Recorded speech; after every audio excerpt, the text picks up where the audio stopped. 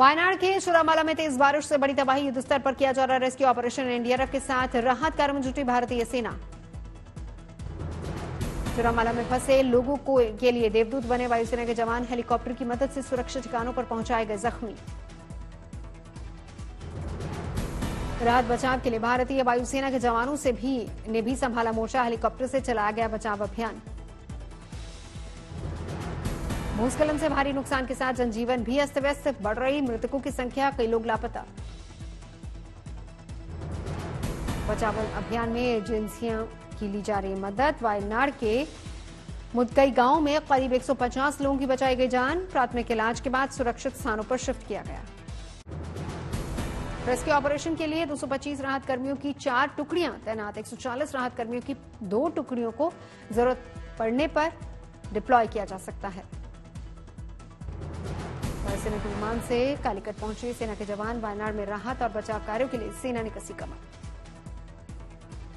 बुधवार को वायनाड जाएंगे केरल के राज्यपाल आरिफ मोहम्मद खान, राहत बचाव कार्यों का लेंगे जायजा। वायनाड में बचाव कार्यों को लेकर सीएम पिनरई विजयन ने की हाई लेवल मीटिंग। बैठक में आपदा प्रबंधन, स्वास्थ्य, राहत शिविरों और सुविधाओं को लेकर समीक्षा की। सीएम ने दी जानकारी, खोले गए 45 राहत शिविर, 3600 के करीब लोगों का रेस्क्यू किया गया, उनको किया गया रिलोकेट।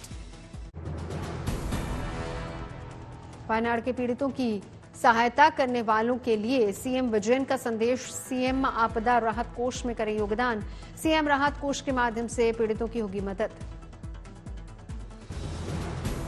वायनाड जाने वालों से सीएम विजयन की अपील, भूस्खलन के बाद हालात सामान्य होने में लगेगा वक्त, वायनाड जाने से बचें। केरल सरकार की मदद से आगे बढ़े कर्नाटक के सीएम सिद्धारमैया, आपदा प्रबंधन के लिए अपने राज्य के 2 वरिष्ठ आईएएस अधिकारियों को नियुक्त किया। राहत और बचाव कार्यों के बीच मोड़ोफार ब्रिगेड के अधिकारी कहा, अब तक 700 लोगों का हुआ रेस्क्यू, रात की वजह से राहत बचाव कार्यों को रोकने की योजना। पीड़ित परिजनों की मदद के लिए चामराजनगर जिला प्रशासन ने जारी किया हेल्पलाइन नंबर, एहतियातन बेंगलुरु वायनाड राष्ट्रीय राजमार्ग को किया गया बंद। वायनाड में आपदा के बाद प्रधानमंत्री मोदी का ऐलान, मृतक के परिवारों को 2 लाख रुपए और घायलों को दिया जाएगा 50,000 रुपए का मुआवजा। वायनाड में भूस्खलन से घटना पर जेपी नड्डा ने जताया दुख। नड्डा ने बीजेपी के कार्यकर्ताओं को मौके पर पहुंचने का निर्देश दिया। वायनाड हादसे पर कांग्रेस अध्यक्ष मल्लिकार्जुन खड़गे ने भी जताया दुख, ट्वीट करके व्यक्त की शोक संवेदना, कांग्रेस कार्यकर्ताओं से मदद की अपील की। वायनाड में हुई घटना को लेकर राहुल गांधी ने केरल के मुख्यमंत्री से बात की, सोशल मीडिया पर लिखा, मुझे उम्मीद है कि जो लोग अभी भी फंसे हुए हैं उन्हें जल्दी ही सुरक्षित निकाल लिया जाएगा। वायनाड आपदा पर बोले शशि थरूर, ये बड़ी गंभीर स्थिति है, हमें जल्द से जल्द जमीनी स्तर पर कार्रवाई करने की जरूरत। केरल के 8 जिलों में बुधवार को बंद रहेंगे शिक्षण संस्थान, भारी बारिश के चलते फैसला। केरल के पलक्कड़ में भारी बारिश से जनजीवन बुरी तरह से प्रभावित, तूफान पर भरतपुजा नदी जल, सैलाब में टूटा पुल। कोलकाता में बारिश से मौसम खुशनुमा, उमस भरी गर्मी से लोगों को मिली राहत। मैंगलोर में नेत्रावती नदी का जलस्तर बढ़ने से बाढ़ जैसे हालात, लोगों को घरों में ही रहने की हिदायत, लोगों के घरों और दुकानों में भरा पानी।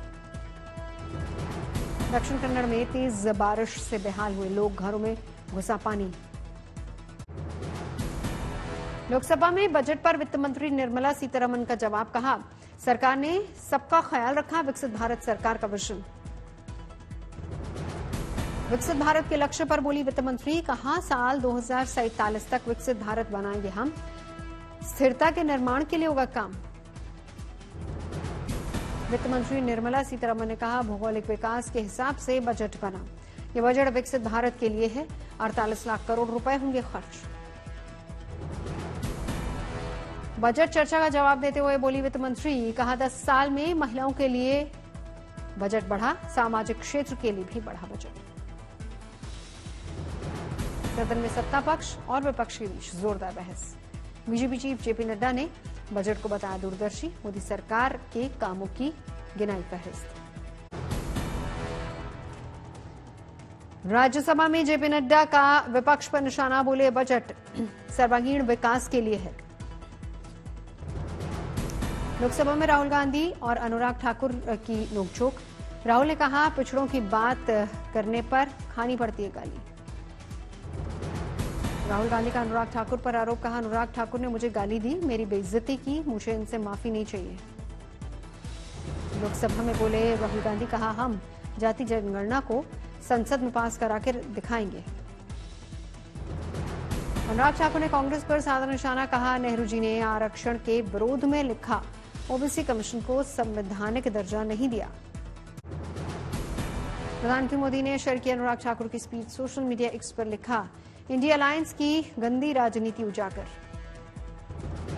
विज्ञान भवन में आयोजित जर्नी टुवर्ड्स विकसित भारत कार्यक्रम का प्रधानमंत्री मोदी ने किया उद्घाटन, कहा वो दिन दूर नहीं जब भारत बनेगा दुनिया की तीसरी सबसे बड़ी अर्थव्यवस्था। ये मोदी ने कहा मैं जिस बिरादरी से आता हूं वहां भुला देते हैं, लेकिन मैंने पहले ही कहा था मेरी तीसरे टर्म में भारत दुनिया की तीसरी सबसे बड़ी अर्थव्यवस्था बनेगा। दूर नहीं जब भारत दुनिया की तीसरी सबसे बड़ी इकोनॉमिक पावर बन जाएगा। पीएम मोदी ने बजट की मनमोहन सरकार से की तुलना, कहा आज 3 गुना बढ़ा बजट, 5 गुना बढ़ी कैपिटल। हंगामे के बीच शुरू हुआ यूपी का मानसून सत्र, विपक्ष में सदन में जमकर किया हंगामा। सीएम योगी ने समाजवादी पार्टी पर साधा निशाना, कहा जब हमने एंटी रोमियो स्क्वाड बनाया तो सबसे पहले सपा ने इसका विरोध किया। और मुझे बताते हुए दुख है कि एंटी रोमियो स्क्वाड का जब हमने गठन किया था सबसे पहले समाजवादी पार्टी ने इसका विरोध किया था। विधानसभा में नेता प्रतिपक्ष पर सीएम योगी का तंज, कहा आपने चर्चा को फिर से गच्चा दे दिया।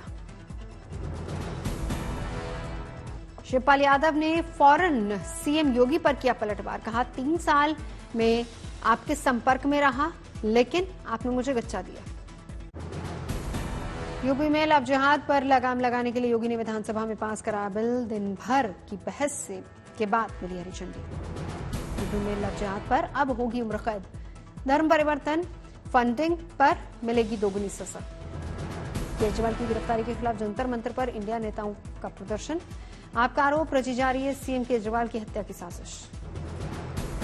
जंतर मंतर से अखिलेश यादव का बड़ा ऐलान, बिना सीबीआई डीआईटी का नाम लिए, कहा हमारी सरकार बनी तो संस्थाओं पर लगेगी रोक।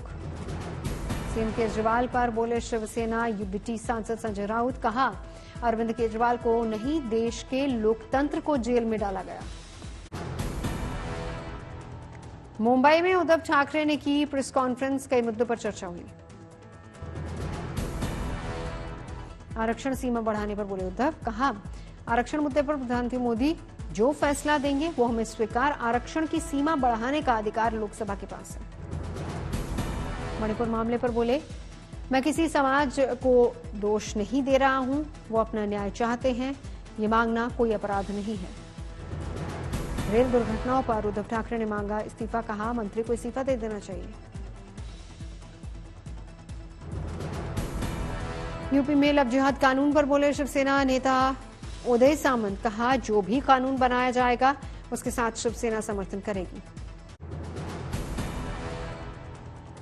दिल्ली कोचिंग सेंटर हादसे को लेकर राजेंद्र नगर में छात्रों ने की भूख हड़ताल, आरोपियों के खिलाफ कार्रवाई को लेकर छात्रों ने रखी अपनी मांग।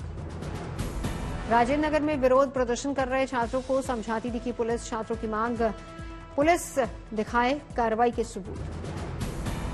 दिल्ली में हुए कोचिंग सेंटर में हादसे के बाद इंदौर में चलाया गया अभियान, बेसमेंट में चल रहे अवैध कोचिंग सेंटर और लाइब्रेरी के खिलाफ की गई कार्रवाई। अवैध कोचिंग सेंटर के खिलाफ जयपुर नगर निगम ने कसी कमर, बेसमेंट में चल रहे कोचिंग सेंटर के खिलाफ चलाया गया विशेष अभियान। पटना के बिखना पहाड़ी इलाके में कई कोचिंग सेंटर्स में जांच करने के लिए पहुंचे एसडीएम, नियमों की अनदेखी करने वाले संचालकों को लगाई फटकार। पेरिस ओलंपिक में मनु भाकर और सरबजोत की जोड़ी ने किया कमाल, भारत को दिलाया दूसरा medal. 10 metre air pistol mix shooting में मनु भाकर और सरबजोत सिंह ने जीता कांस्य पदक। दोनों ने कांटेदार मुकाबले में 16-10 से ये मुकाबला जीता। मनु भाकर ने रचा इतिहास, एक ओलंपिक में 2 मेडल जीतने वाली बनी पहली भारतीय महिला। पेरिस में नीता अंबानी ने इंडिया हाउस का किया उद्घाटन। भारतीय खिलाड़ियों का मनोबल बढ़ाने की पहल। भारतीय संस्कृति से सराबोर नजर आया इंडिया हाउस। देश विदेश के मेहमान, आईओसी अधिकारी और भारत की मशहूर हस्तियां शामिल हुई। फरीदाबाद में निशानेबाज मनु भाकर के माता पिता ने बेटी की कामयाबी का जश्न मनाया। राष्ट्रीय ध्वज के साथ जहर की खुशी।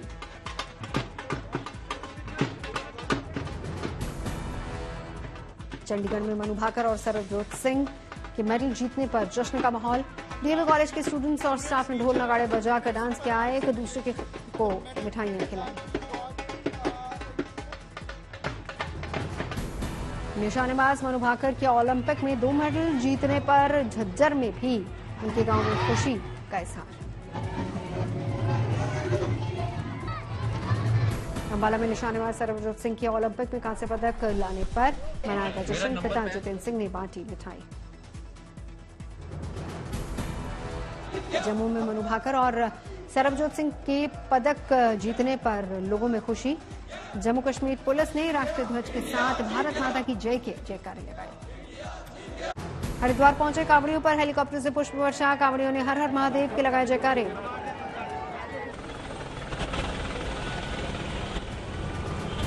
उत्तराखंड के मुख्यमंत्री पुष्कर सिंह धामी ने ओमघाट पर कांवड़ियों का स्वागत किया। कांवड़ियों के पखारे पांव पहनाई गई फूलों की माला। सावन को देखते हुए अलवर में की गई गंगोत्री की गंगा जल की व्यवस्था। डाकघर में मिल रहा है 30 रुपए का गंगा जल। दिल्ली के एलजीबी के सक्सेना ने 320 नई ई बसों को दिखाई हरी झंडी। कार्यक्रम में मौजूद रहे दिल्ली के परिवहन मंत्री कैलाश गहलोत।